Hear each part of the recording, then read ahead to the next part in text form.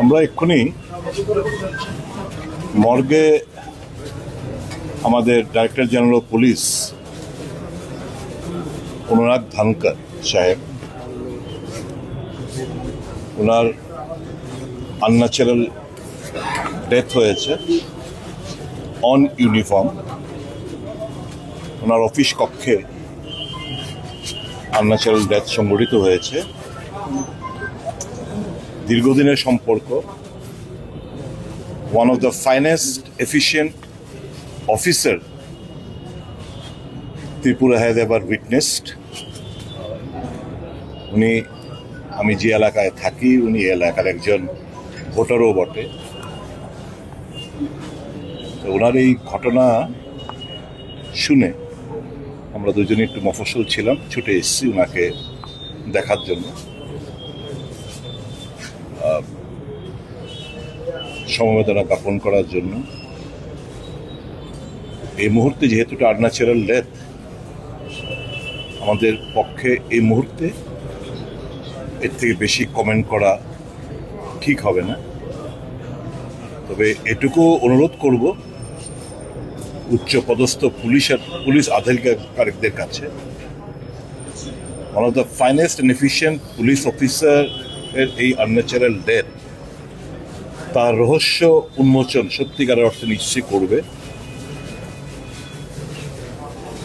কি পরিস্থিতিতে এরকম উনার পরিণতি হলো, সেটা নিশ্চয় সঠিক তদন্তের মাধ্যমে বের হয়ে আসবে। কি মানসিক প্রেশার ছিল, লাস্ট কয়েকদিন ধরে আমি আরেকজন উচ্চপদস্থ পুলিশ আধিকারিকের সঙ্গে কথা বলছিলাম। কয়েকদিন ধরেই, গত 2-3 দিন ধরে উনি একটু মেন্টাল এংজাইটিতে ছিলেন।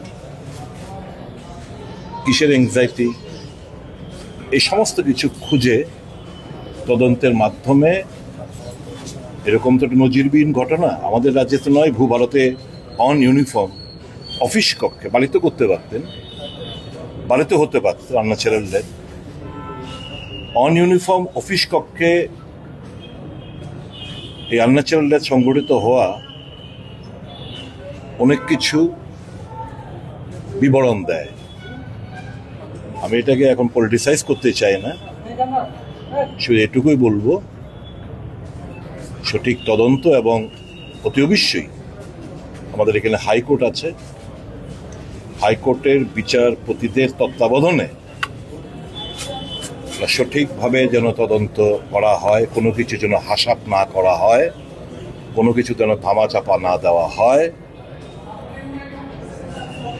কি পরিস্থিতিতে ওনাকে এরকম সিদ্ধান্ত নিতে আনন্যাচারাল ডেথ সংঘটিত হলো, তা খুঁজে বের করার জন্য ত্রিপুরার একজন নাগরিক হিসাবে আমি অনুরোধ জানাবো সরকারের কাছে।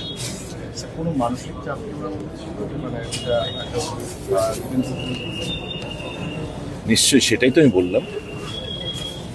একজন উচ্চ পদস্থ पुलिस अधिकारी বলছিলেন যে পিছলে 2-3 दिन से बहुत दबाव में थी। ये কি দবাবে ছিল সেটা বের করবে, আস্তে আস্তে তদন্তের মাধ্যমে বের করবে।